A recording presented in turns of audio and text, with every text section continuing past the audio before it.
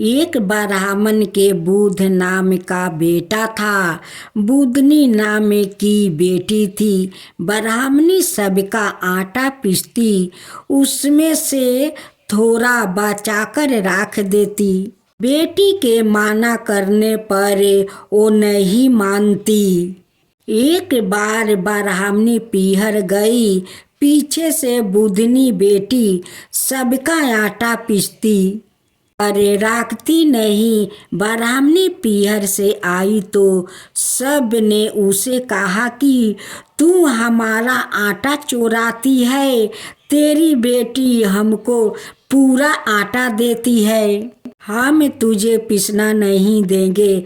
अब तो सबके जाते ही वो बुधनी को मारने लगी और बोलने लगी, इसका तो मैं कुत्ते से ब्याह करके घर से रवाना कर देंगे।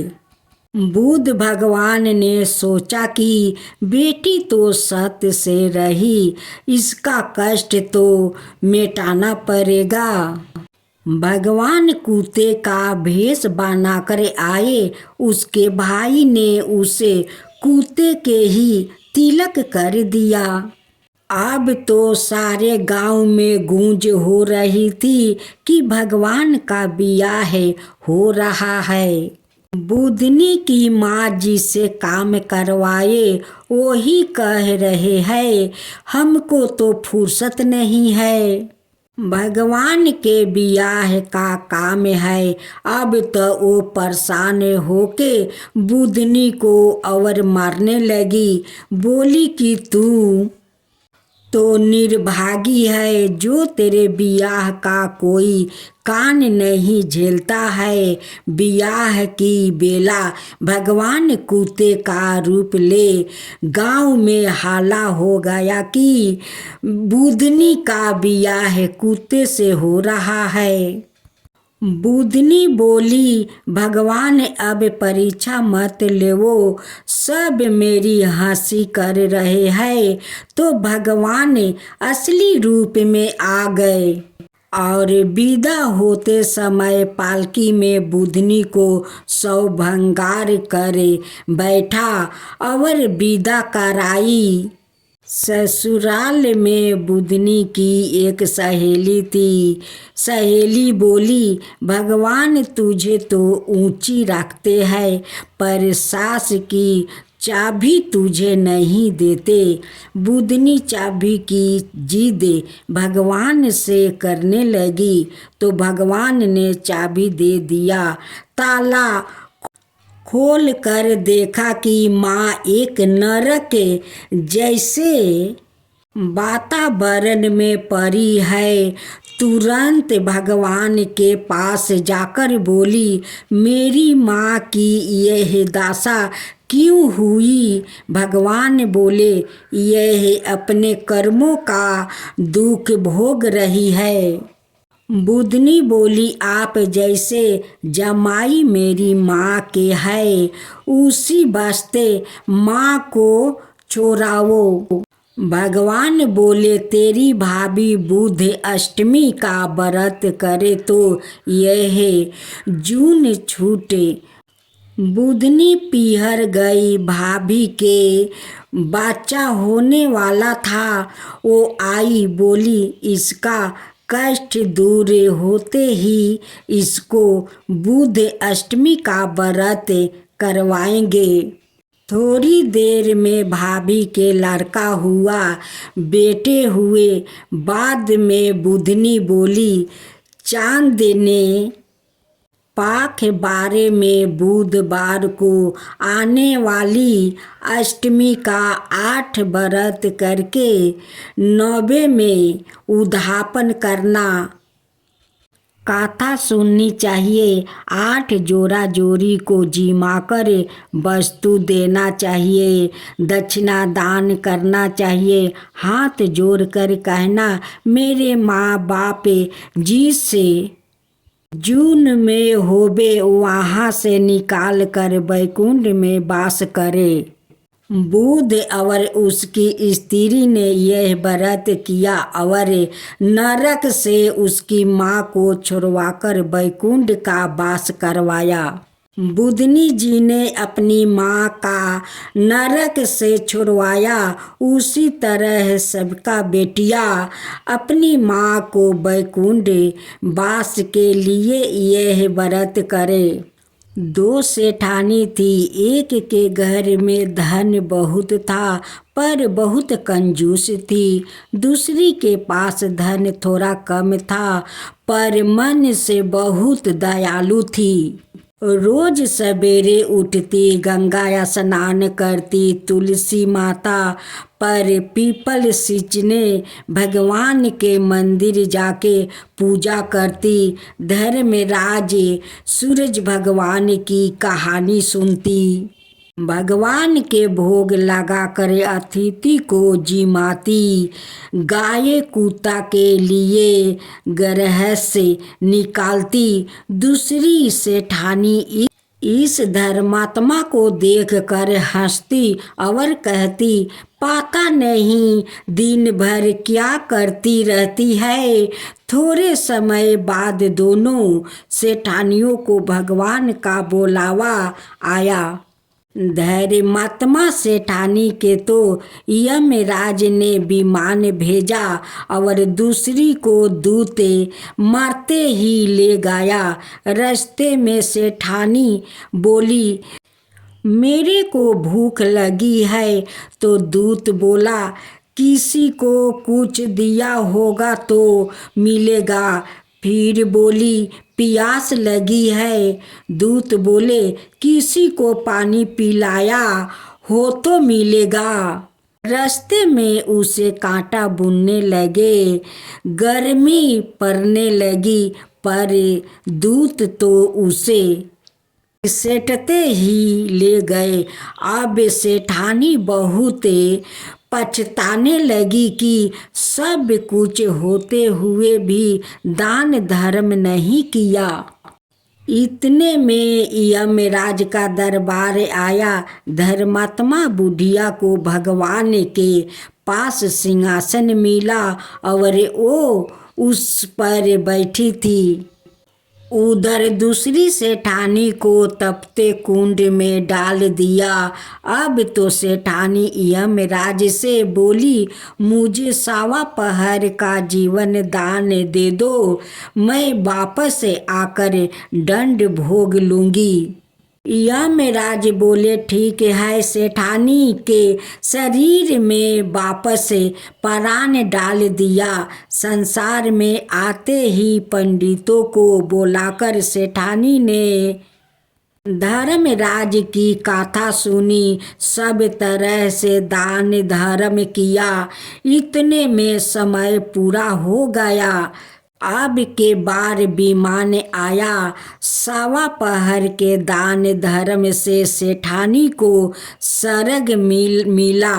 यमराज जी ने सेठानी पर कृपा करी, वैसे सब पर करना। भैरवनाथ की जय हो, भैरवनाथ की जय हो। भैरव का अर्थ होता है भय का हरण कर, जगत का भरण करने वाला। ऐसा भी कहा जाता है कि भैरव के 3 अक्षरों में ब्रह्मा, विष्णु और महेश तीनों की शक्तियाँ समाहित है। भैरव शिव के गण और पार्वती के अनुचर माना जाता है। हिंदू देवताओं में भैरव का बहुत ही महत्व है। भैरव को भगवान शिव के अनाए अनुचर जैसे भूत, प्रेत, पिशाच आदि का अधिपति माना गया है। इनकी उत्पत्ति भगवती महामाया की कृपा से हुई है। भैरव को मानने वाले 2 संप्रदाय में विभाजित है। पहला काल भैरव और दूसरा बटुक भैरव काशी और उज्जैन के द्वारपाल है। उज्जैन में काल भैरव की जागृत प्रतिमा है जो मंदिरापान करती है।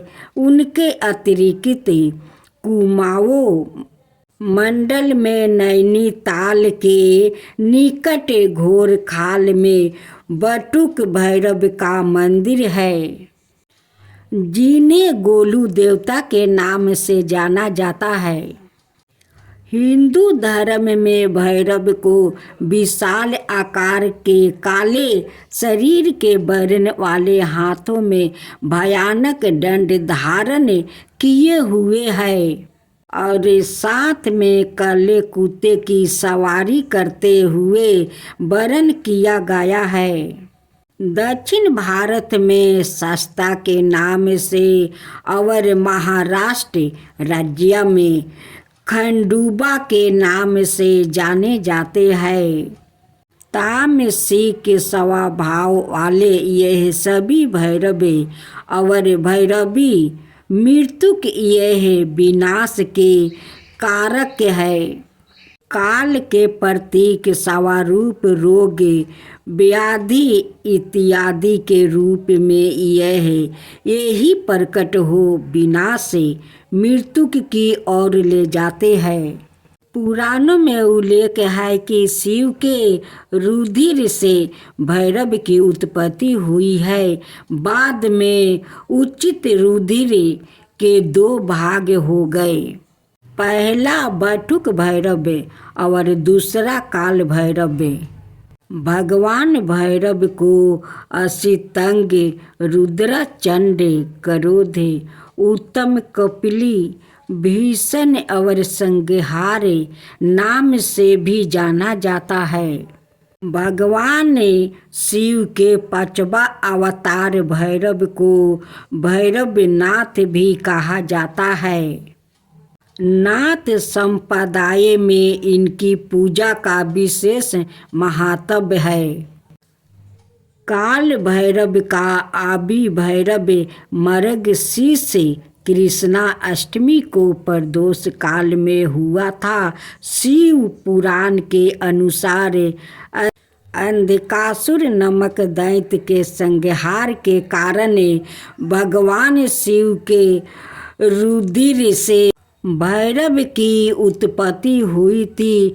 अन्य एक कथा के अनुसार एक बार जगत के सृष्टिकर्ता ब्रह्मा जी ने शिव और उनके गणों की रूप साजा को देखकर अपमान जनक वचन कहे, परंतु भगवान शिव ने उस वचन पर कोई ध्यान नहीं दिया। परंतु शिव के शरीर से एक प्रचंड काया का प्रकट हुआ। तब नारद पुराण के अनुसार काल भैरव का व्रत करने के लिए सुबह उठकर स्नान आदि से निवृत्त होकर व्रत का संकल्प करना चाहिए।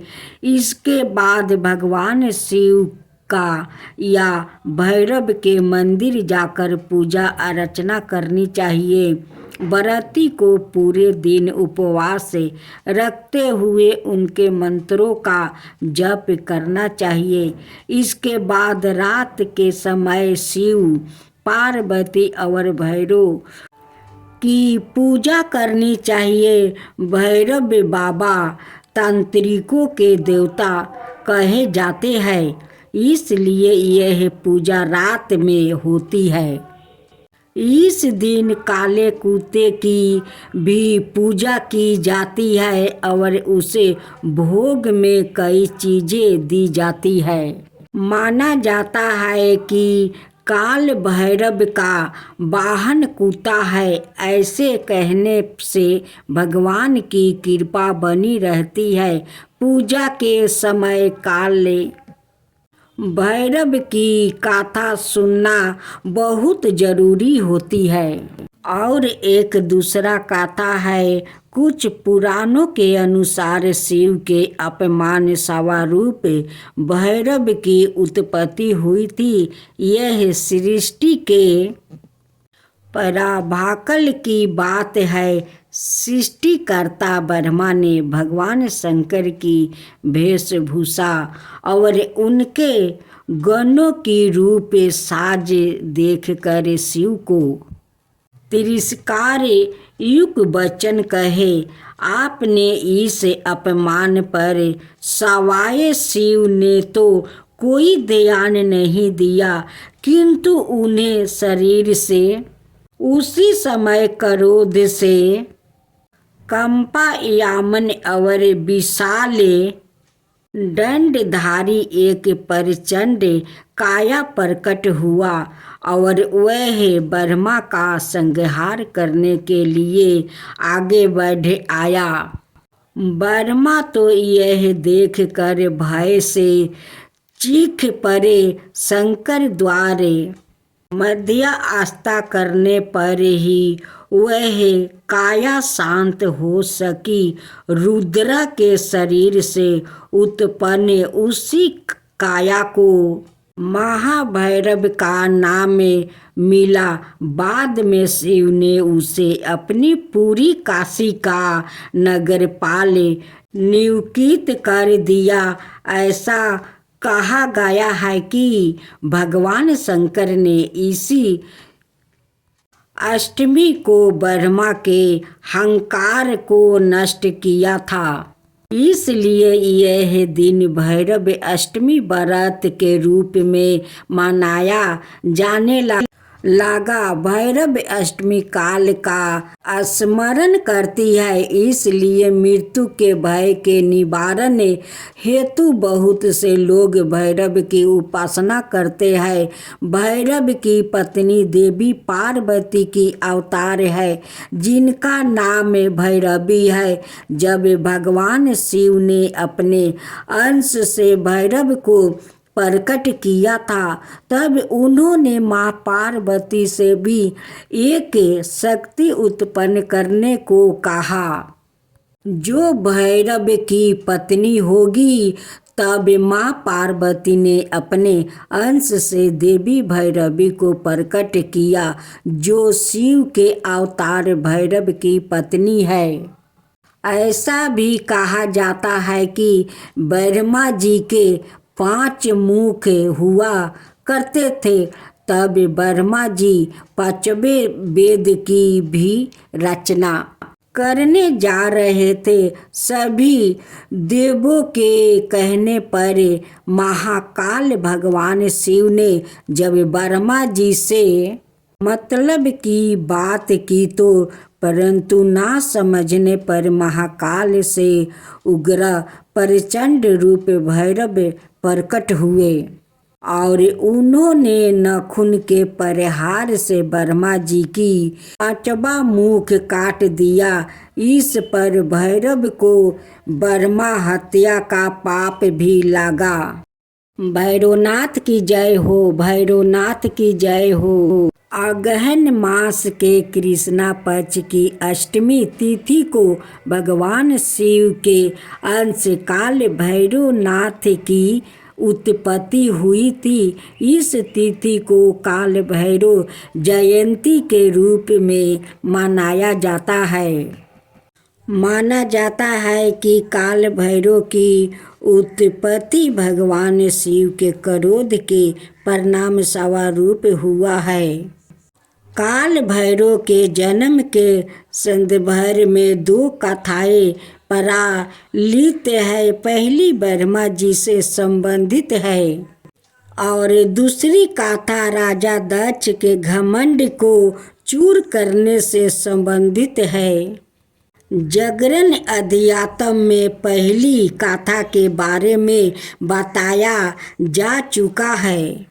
आज हम आपको काल भैरव की उत्पत्ति की दूसरी कथा बता रहे हैं। माता सती के पिता राज दक्ष थे। सती ने अपने पिता की इच्छा के विरुद्ध भगवान शिव को अपना जीवन साथी चुन लिया और उसने विवाह कर लिया। उनके इस फैसले से राजा दक्ष बहुत दुखी और क्रोधित हुआ। वो भगवान शिव को पसंद नहीं करते थे। उन्होंने भगवान शिव को अपमानित करने के लिए एक यज्ञ किया जिसमें सती और भगवान शिव को निमंत्रण नहीं भेजा। सूचना मिलने पर सती ने भगवान शिव से उस यज्ञ में शामिल होने के लिए निवेदन किया। तब उन्होंने सती को समझाया कि बिन निमंत्रण की किसी भी यज्ञ में नहीं जाना चाहिए, चाहे वो अपने पिता का घर क्यों ना हो। लेकिन सती नहीं मानी। उन्होंने सोचा कि पिता के घर जाने में कैसा संकोच। वो हद करने लगी। वो अपने पिता के घर चली गई। यज्ञ हो रहा था। सभी देवी देवता, ऋषि मुनि, गंधर्व आदि उसमें सभी देवताओं उपस्थित थे। सती ने पिता से महादेव को ना बुलाने का कारण पूछा तो राजा दक्ष भगवान शिव का अपमान करने लगे। उस अपमान से आहत सती ने यज्ञ के हवन कुंड की अग्नि में आत्मदाह कर लिया। ध्यान मुद्रा में लीन भगवान शिव सती के आत्मदाह करने से अत्यंत क्रोधित हो उठे। राजा दक्ष के घमंड को चूर करने के लिए भगवान शिव ने क्रोध से काल भैरव की उत्पत्ति हुई। भगवान शिव ने काल भैरव को उस यज्ञ में भेजा। काल भैरव का रुद्र रूप देखकर यज्ञ स्थल पर मौजूद सभी देवी देवताओं, ऋषि भयभीत हो गए। काल भैरव ने राजा दक्ष का सिर धड़ से अलग कर दिया। तभी भगवान शिव भी वहां पहुंचे और सती के पार्थिव शरीर को देखकर अत्यंत दुखी हो गए। वो सती के पार्थिव शरीर को लेकर पूरे ब्रह्मांड की परिक्रमा। ऐसी स्थिति देखकर भगवान विष्णु ने अपने चक्रों से सती के शरीर के 51 टुकड़ों कर दिया। सती के अंग पृथ्वी पर जहाँ जहाँ गिरे वहाँ वहाँ सती पीठ बन गए, जहाँ आज भी पूजा होती है। धार्मिक मान्यताओं के अनुसार काल भैरव उन सभी सती पीठ की रक्षा करते हैं। भैरवनाथ की जय हो, भैरवनाथ की जय हो, माता सती की जय हो, माता सती की जय हो, सूर्य भगवान की जय हो, सूर्य भगवान की जय हो। सूर्य और चांद इस पृथ्वी के सबसे साक्षात देवता है, जो हमें प्रत्यक्ष उनके सर्वोच्च दिव्य स्वरूप में दिखाई देते हैं। वेदों में सूर्य को जगत की आत्मा कहा गया है। समस्त चराचर जगत की आत्मा सूर्य ही है। सूर्य से ही इस पृथ्वी पर जीवन है। वैदिक काल से ही भारत में सूर्योपासना का प्रचलन रहा। वेदों की रचनाओं में अनेक स्थानों पर सूर्य देव की स्तुति की गई है। पुराणों में सूर्य की उत्पत्ति, प्रभाव, स्तुति मंत्र आदि विस्तार से मिलते हैं। ज्योतिष शास्त्रों में नवग्रहों में सूर्य को राजा का पद प्राप्त है। मार्कंड पुराण के अनुसार पहले यह संपूर्ण जगत प्रकाश रहित था। उस समय कमल योनि ब्रह्मा जी प्रकट हुए। उनके मुख से प्रथम शब्द निकला जो सूर्या का तेज रूपी सूरक्षम रूप था। तत्पश्चात ब्रह्मा जी के 4 मुखों से 4 वेद प्रकट हुए जो तेज में एकाकर हो गए। यह वैदिक तेज ही अत्यात्य है जो विश्व का अविनाशी कारण है। वेद स्वरूप सूर्य ही सृष्टि के उत्पादन पालन संहार के कारण है। ब्रह्मा जी की प्रार्थना पर सूर्य ने अपने महातेज को समेट कर सर्वलोक तेज को ही धारण किया। सृष्टि रचना के समय ब्रह्मा जी के पुत्र मरीचि हुए जिनके पुत्र ऋषि कश्यप का विवाह आदित्य से हुआ। आदित्य ने घोर तपस्या द्वारा भगवान सूर्य को प्रसन्न किया जिन्होंने उसकी इच्छा पूर्ति के लिए सुषमा नाम की किरण से उसके गर्भ में प्रवेश किया। गर्भ वास्तव में भी अदिति चंद्रायन जैसे कठिन व्रतों का पालन करती थी। ऋषि राज कश्यप ने क्रोधित होकर अदिति से कहा, तुम इस तरह उपवास राख कर गर्भस्थ शिशु को क्यों मारना चाहती हो। यह सुनकर देवी अदिति ने गर्भ के बालक को उदर से बाहर कर दिया जो अपने अत्यंत दिव्य तेज से जब लीत हो रहा था। भगवान सूर्य शिशु रूप में उस गर्भ से प्रकट हुए। अदिति को मरीचि में टंडम कहा जाने के कारण यह बालक टंडे नाम से प्रसिद्ध हुआ। ब्रह्मा पुराण में अदिति के गर्भ से जन्म सूर्य के अंश को दिव्य असबन कहा गया है।